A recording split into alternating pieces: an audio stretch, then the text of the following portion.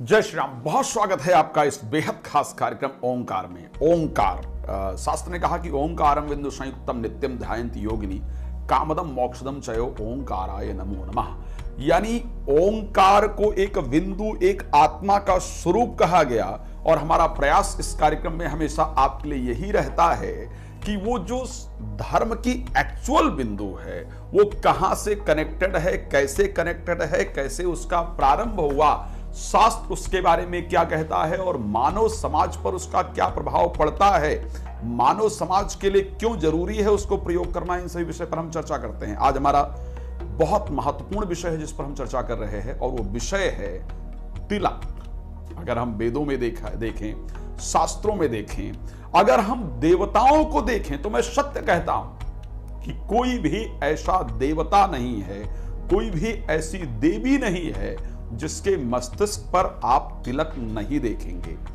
वेद ने भी कहा है चंदनस्य महत् पुण्यम पवित्रम पापनाशनम आपदा हरते नित्यम चंदनम प्रतिगृहीताम। कहा वेद ने चंदनस्य महत् पुण्यम, चंदन साधारण नहीं है। तिलक लगाने से हमें हमारे किए गए पुण्य कर्म का फल प्राप्त हो जाता है। पवित्रम, चंदन लगाने से हमारा मस्तिष्क जागृत होता है, हमारी ज्ञान इंद्रिया जागृत होती है। पापनाशनम, जीवन में किए गए जो हमारे पाप इत्यादि हैं वो नष्ट हो जाते हैं और मस्तिष्क को ये समझ आता है कि एक्चुअल में सही क्या है और गलत क्या है। आपदा हरते नित्यम बहुत महत्वपूर्ण है। मैंने इस श्लोक को मैं बताना चाहता हूं और उसके बाद मैं प्रयास करूंगा कि आप सबको बताऊं कि आज के समाज में इसने किस प्रकार से आपदाओं का हरण किया है। आपदा हरते नित्यम चंदनम प्रतिगृहीताम, प्रतिदिन की आने वाली आपदाओं का हरण इससे होता था। शास्त्र ने एक और चीज कहा, जब हम देवताओं को चंदन अर्पण करते हैं तो वेद में एक मंत्र आता है, श्रीखंड चंदनम दिव्यम गंधाढ़ मनोहरम विलेपनम श्री श्रेष्ठा चंदनम प्रतिगृहीताम। श्रीखंड चंदनम दिव्यम गंधाढ़ सुमनोहरम विलेपनम सूर्य श्रेष्ठ। देवताओं के लिए जो सबसे इंपॉर्टेंट है, जो सबसे श्रेष्ठ है, उसमें चंदन को एक महत्वपूर्ण स्थान दिया गया। बहुत बड़ा विषय है कि भाई अगर मैं उठा करके किसी भी देवता की बात करूं, हर देवता के मस्तक पर चंदन, और देवताओं ने बड़े महत्वपूर्ण कार्य किए इसलिए उनको देवता कहा जाता है। मैं अगर पुरातन समय के अंतर्गत जाऊं तो इवन मैं अगर जिनको राक्षस कह सकता हूं उनके मस्तक पर भी हमने चंदन देखा है।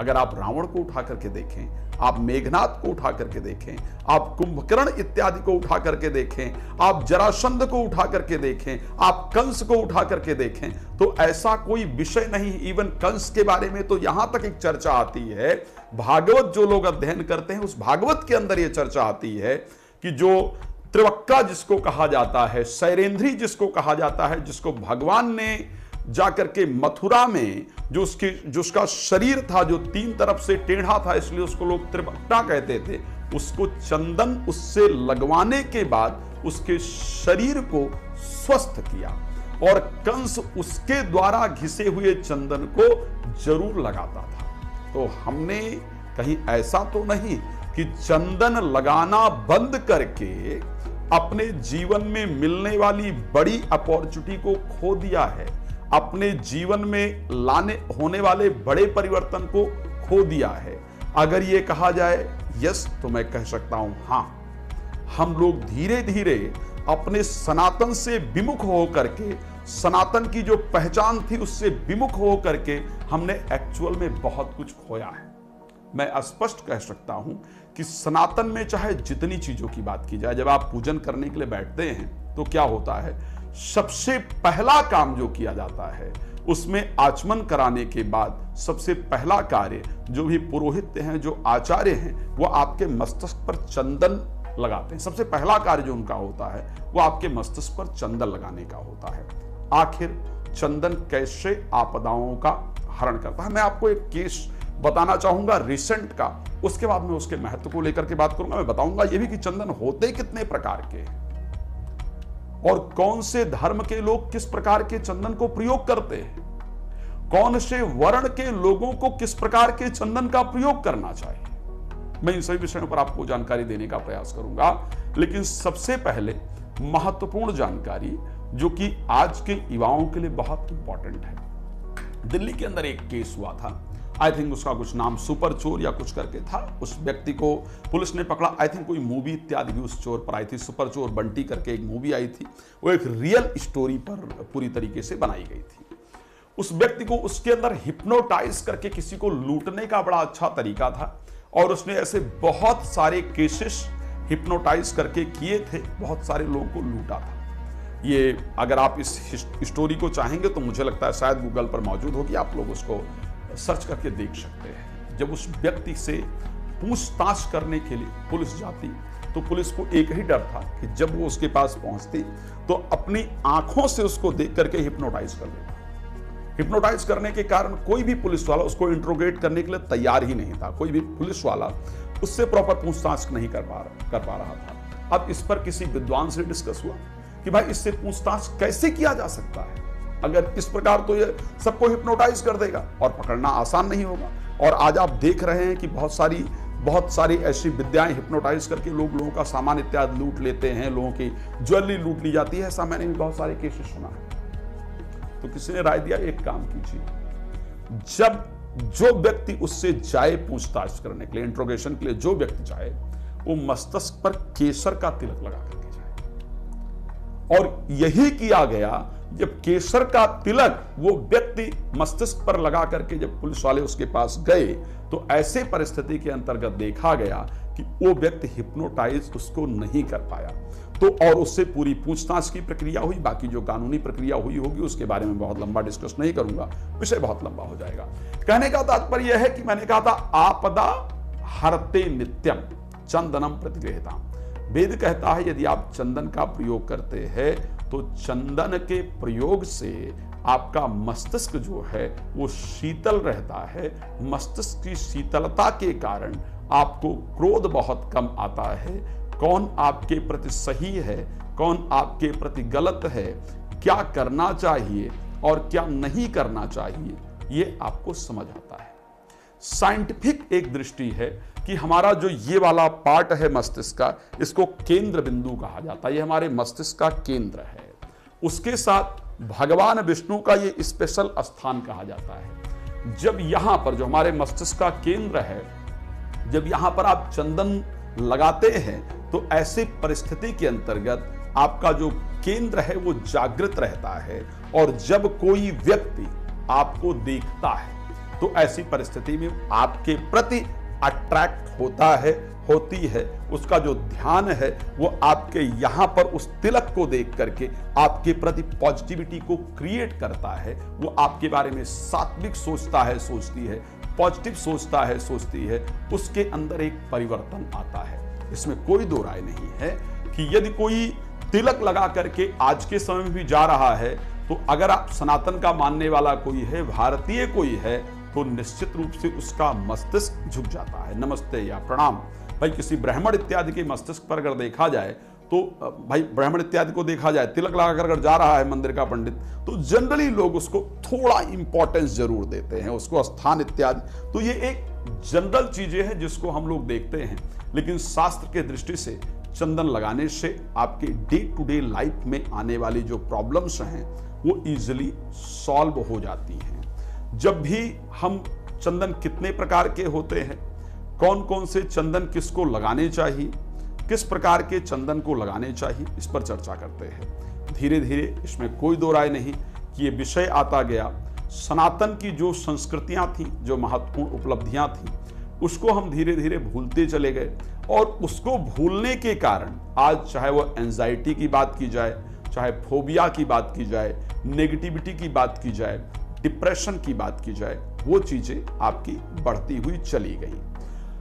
मैंने पहली बार कहा कि जब भी जो हमारे ऋषि मुनि लोग जिनको की वेद कंठस्थ थे, जिनको की बहुत सारी चीजें कंठस्थ रही हैं, बहुत सारा ज्ञान जिनके अंदर रहा है, देवताओं की बात की जाए, क्यों? क्योंकि उन्होंने हमेशा अपने मस्तिष्क को जागृत करने का प्रयास किया है। चंदन फिर माथे पर क्यों लगाया जाता है?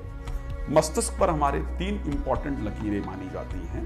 जिसमें एक शनि की लाइन कही जाती है जो कि कर्म की कारक है। जहां पर अगर एस्ट्रोलॉजी में देखा जाए तो 10वां और 11वां भाव काल पुरुष का शनि के पास होता है और उसकी एक महत्वपूर्ण लाइन यहां मस्तिष्क पर मानी जाती है। दूसरे महत्वपूर्ण लाइन की अगर बात की जाए तो उसको बृहस्पति की महत्वपूर्ण लाइन मस्तिष्क पर मानी जाती है और तीसरी मंगल की मानी जाती है। जब हम मस्तिष्क पर चंदन लगाते हैं, स्पेशली केसर युक्त चंदन की अगर मैं बात करूं, जब उसको हम मस्तिष्क पर लगाते हैं तो ऐसे परिस्थिति के अंतर्गत हम ज्ञान यानी बृहस्पति को जागृत कर लेते हैं, मंगल यानी अपने बल को जागृत करते हैं और वो बल कहां पर प्रयोग करना है उस परिस्थिति को जागृत करते हैं।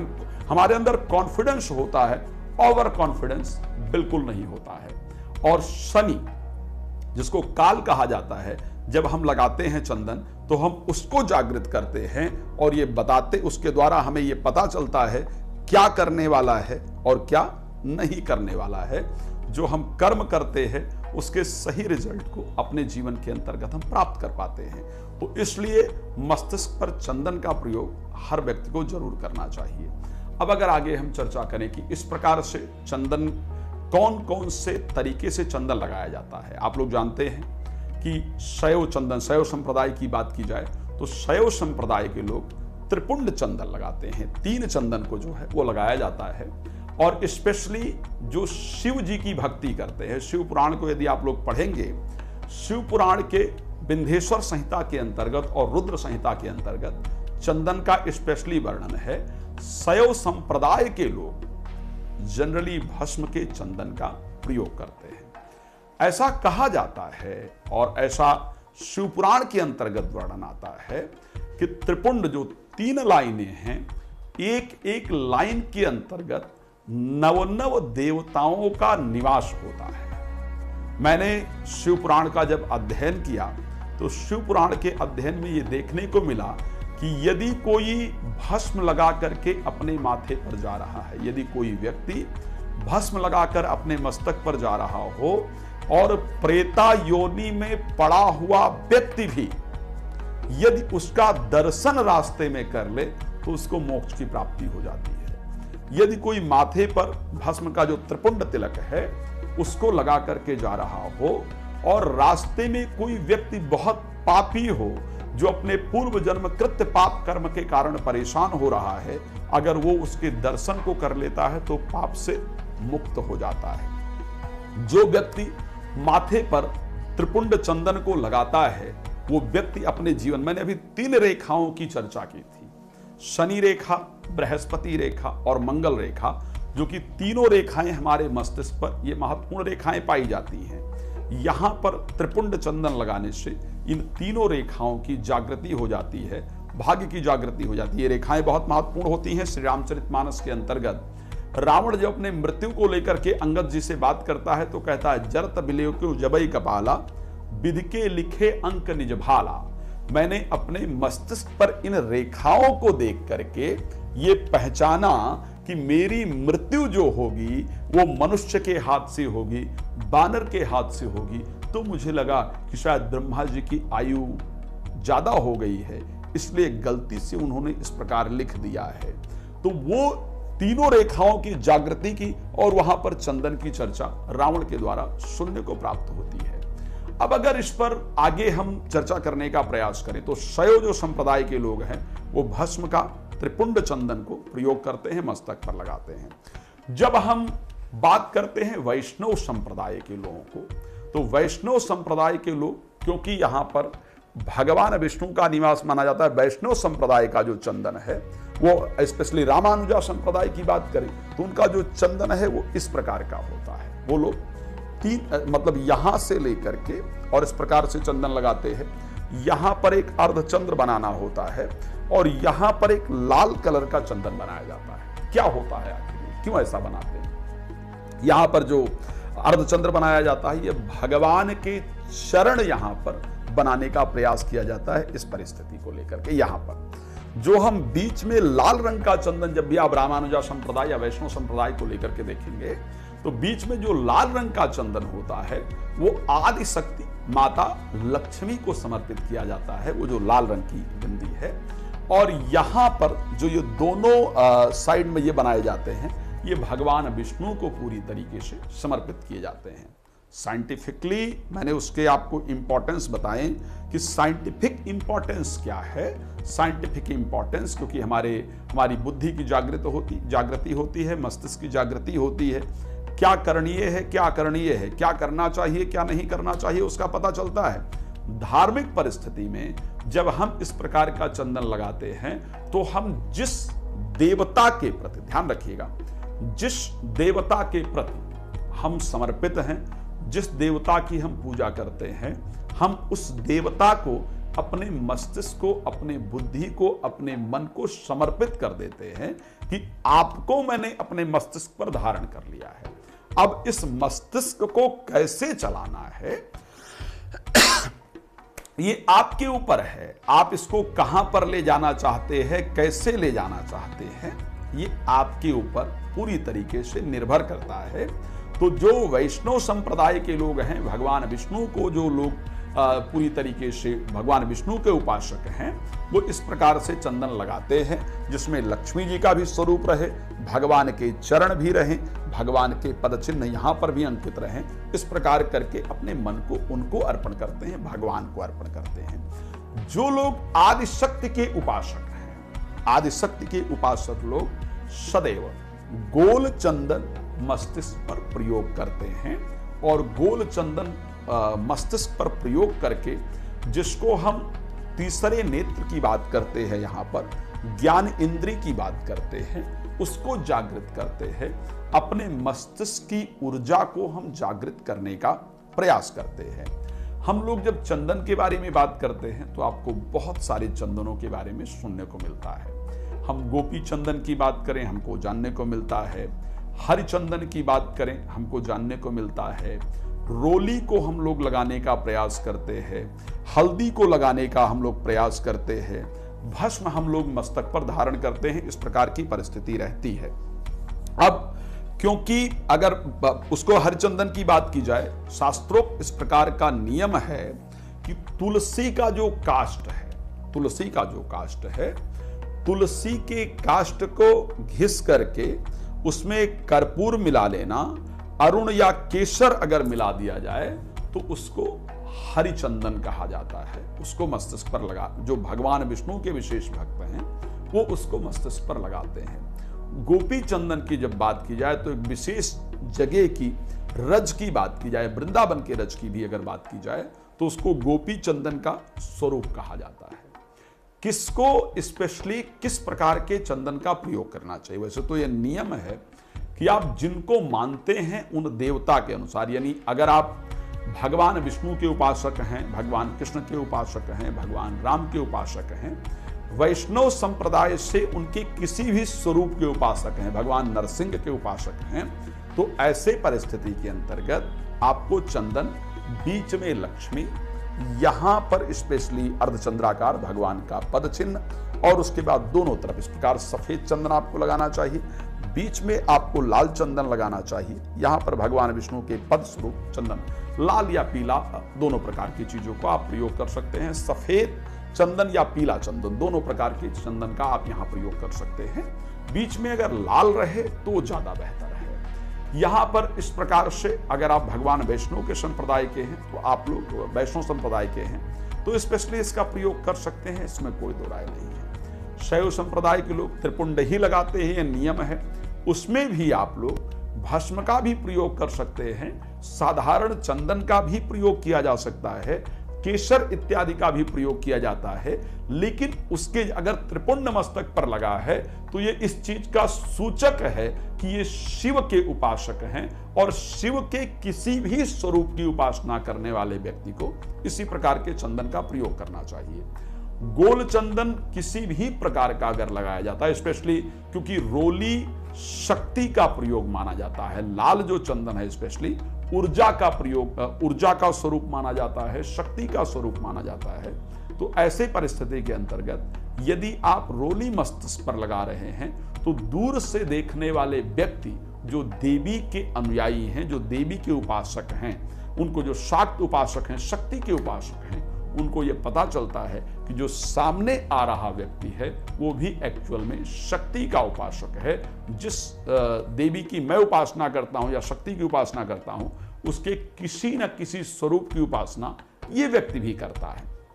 तो ऐसे परिस्थिति के अंतर्गत आप किसी वर्ण के हैं, किसी भी परिस्थिति के हैं, अगर एक विशेष देवता के या विशेष संप्रदाय के उपासक हैं तो आप उस संप्रदाय के चंदन का प्रयोग करते हैं। लेकिन अगर दूसरी परिस्थिति में देखा जाए तो जो लोग ब्राह्मण वर्ण से संबंधित हैं तो उनको ऊर्ध्वपुंड चंदन लगाना चाहिए, ऐसा शास्त्र में नियम है। जो लोग ब्राह्मण वर्ण से संबंधित हैं उनको ऊर्ध्वपुंड चंदन लगाना चाहिए, ये महत्वपूर्ण होता है।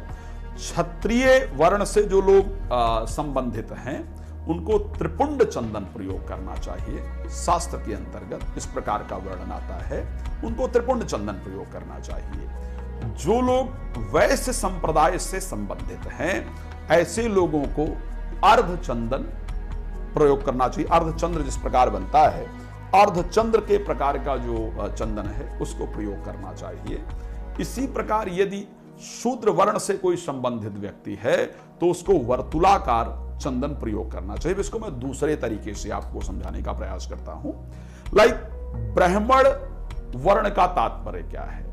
ब्राह्मण यदि कोई शिक्षा क्षेत्र से संबंधित है तो उसको ऊर्ध्वपुंड चंदन लगाना चाहिए। यानी ज्ञान से रिलेटेड कोई भी कार्य यदि आप कर रहे हैं, आप कंसल्टेंसी कर रहे हैं, आप एजुकेशन दे रहे हैं, आप किसी को कुछ सिखा रहे हैं, जितने धर्म से संबंधित कोई भी काम कर रहे हैं, यानी वो कार्य कर रहे हैं जो ब्राह्मण वर्ण के अंतर्गत आता है। ज्ञान देने का कार्य, ज्ञान लेने का कार्य, शिक्षा देने का कार्य, शिक्षा लेने का कार्य, ज्ञान से संबंधित किसी भी परिस्थिति में अगर आप हैं, इसका तात्पर्य यह है कि आप ब्राह्मण वर्ण से संबंधित कार्य कर रहे हैं। इस परिस्थिति के अंतर्गत आपको ऊर्ध्वपुंड चंदन प्रयोग करना चाहिए। अब कहा गया त्रिपुंड चंदन किसको प्रयोग करना चाहिए? त्रिपुंड चंदन क्षत्रिय को प्रयोग करना चाहिए। किस प्रकार की परिस्थिति? जो लोग किसी भी प्रकार का वो कार्य करते हैं जो क्षत्रियों के लिए निहित कार्य है। क्षत्रियों का निहित कार्य क्या हो सकता है? क्षत्रियों का निहित कार्य है दूसरों की सुरक्षा करना। क्षत्रिय का जो कार्य है वो दूसरों की सुरक्षा करने का कार्य है, ताकत से संबंधित चीजों का करने का कार्य है। मैं थोड़ा मोटे तौर पर आपको समझाना चाहूंगा। मान लिया जाए कि आप जिम चलाते हैं, आपको एक्सरसाइज का बहुत शौक है, सिक्योरिटी से रिलेटेड कोई एजेंसी चलाते हैं, सिक्योरिटी से रिलेटेड कोई काम करते हैं, आप प्रशासनिक क्षेत्र में हैं, आप पुलिस के क्षेत्र में हैं, आप सिक्योरिटी फोर्स में हैं, बॉर्डर सिक्योरिटी में हैं, आप आर्मी इत्यादि के अंतर्गत हैं। जहां पर दूसरे की सुरक्षा का कार्य होता है उस कर्म को क्षत्रिय वर्ण से संबंधित कर्म कहा जाता है। आप किसी भी जाति के अंदर पैदा हुए हों वो मैटर नहीं करता है। अगर आप इनसे रिलेटेड काम कर रहे हैं तो ऐसे परिस्थिति के अंतर्गत आपको त्रिपुंड चंदन अपने मस्तक पर लगाना चाहिए। लेकिन चंदन जरूर लगाना चाहिए ताकि आप अपने जीवन के सही डिसीजन को सही समय पर ले सकें। अब कहा गया कि वैश्य को अर्धकार चंदन, अर्धचंद्र का जो स्वरूप है उसका चंदन लगाना चाहिए। कौन से कार्य करने वाले? किसी भी प्रकार का व्यवसायी, अगर आप बिजनेस कर रहे हैं, बिजनेस किसी भी प्रकार का अगर आप कर रहे हैं, इसका तात्पर्य यह है कि आपको अर्धचंद्र जो कृत चंदन है वो अपने मस्तिष्क पर आपको प्रयोग करना चाहिए। ये स्पेशली वैश्य के लिए कहा गया। शूद्र का शब्द का अर्थ क्या है? शूद्र वर्ण कहा गया है, ना कि किसी जाति की बात है। अगर मैं शास्त्रों के अंतर्गत बात करूं तो मैं कहता हूं, जब भी ऐसी इस पर बहुत चर्चा होती है, मैं अगर मनुस्मृति के इंपॉर्टेंट श्लोक की बात करूं जिसको आजकल बहुत कोट किया जाता है, बहुत चर्चा होती है, जबकि हमारे भारत के अंदर सनातन के अंतर्गत 200 स्मृतियां हैं, लेकिन और किसी स्मृति की चर्चा नहीं होती है, क्योंकि सनातन को हमेशा टारगेट करने के लिए उन चीजों को ढूंढने का प्रयास किया गया जिन चीजों से किसी प्रकार से कमी निकाली जा सकती है। मैं सत्य कह सकता हूं कि शायद जो लोग मनुस्मृति की बार बार बात करते हैं उन्होंने मनुस्मृति का अध्ययन ही नहीं किया है। मनुस्मृति में कहा गया कि जन्मना जायते शूद्रः संस्कारादिज उच्यते वेद पाठेत भयत विप्रा ब्रह्म जानाति सुब्राह्मणा। जन्म से कोई भी व्यक्ति शूद्र ही होता है, चाहे वो किसी भी जाति में पैदा हुआ हो, लेकिन उसको शूद्र ही कहा जाता है। संस्कार आदि उच्चते, संस्कार प्राप्त करने के बाद उस व्यक्ति को द्विज कहा जाता है। वेद पाठेत भयद विप्रः, जब वेद का पाठ कर लेता है तो फिर वो विप्र हो जाता है। ब्रह्म जानाति सुब्राह्मणा, जो ब्रह्म को समझ जाए वो जनरली ब्राह्मण कहा जाता है। तो ऐसी परिस्थिति के अंतर्गत शूद्र किसी जाति इत्यादि से आपको नहीं लेना चाहिए। कर्म के आधार पर आप अपने आप को उस श्रेणी में रखना है या नहीं रखना है वो आप डिसाइड कर सकते हैं। सबसे पहली चीज, अगर देखा जाए कि आपका कोई कार्य, लाइक अगर आप लेदर से रिलेटेड काम करते हैं, लिकर से रिलेटेड काम करते हैं, जिन काम को स्पेशली सेवा की श्रेणी में विशेष रूप से रखा गया है, आप किसी भी जाति से हैं, किसी भी समुदाय से हैं, वो मैटर नहीं करता है, लेकिन यदि आप सेवा से संबंधित कार्य को कर रहे हैं तो ऐसी परिस्थिति में वर्तुलाकार चंदन जो है वो आपको अपने मस्तिष्क पर लगाने की आवश्यकता होती है। तो इस प्रकार से मेरे विचार से आपको चंदन का प्रयोग जरूर करना चाहिए। चंदन का प्रयोग इसलिए करना चाहिए कि जो डे टू डे लाइफ में हमारी प्रॉब्लम्स आती है उन प्रॉब्लम्स को हम अपने जीवन के अंतर्गत खत्म कर सकें और जीवन में हमको कोई पूरे दिन के अंतर्गत शायद झांसा ना दे पाए या उल्लू ना बना पाए, मैं अगर साधारण लैंग्वेज के अंतर्गत कहूं। इस कारण से आपको चंदन जरूर लगाना चाहिए। हम प्रयास करेंगे कि आपके लिए कुछ और महत्वपूर्ण विषय जो आपके जीवन से संबंधित है उस पर चर्चा करें, जिससे आप अपने जीवन, अपने धर्म को बेहतर बना सकते हैं, उस पर चर्चा करें। आपका बहुत धन्यवाद। जय श्री राम।